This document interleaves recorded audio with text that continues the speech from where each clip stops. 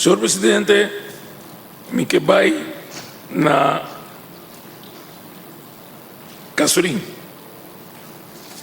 Senhor Presidente, tem na página 18 de nota van Financiën, ons lezen aqui naar aanleiding van de stijgende brandstofprijzen heeft de regering in 2022 de brandstofprijzen tijdelijk verlaagd.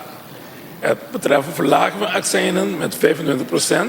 Een prijsverlagend effect heeft van 0,11 cent per liter op de eindgebruikersprijs van MOGAS. De verrekening voor MOGAS, een prijsverlagend effect van 13 cent per liter.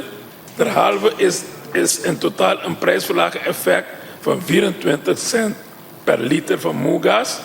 De vrijstelling van de omzetbelasting van gasoil heeft een prijsverlaging van 24 cent per liter. Dus tanto gasoil como gasolina dat tem bajada que o ministro a mitigar door die incassem de belasting que ele cobra demais, então vante preço assim o povo não tem paga preço alto. Pero na fim de ano que coisa vai voltar, passou etapa até dezembro. Permite essa mesura que o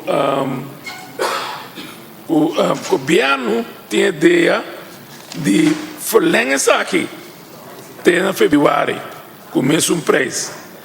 Dus que nós verwachten então que também seguir de gasto na gasolina e gasoil, trouxe que daqui também sai até na fevereiro.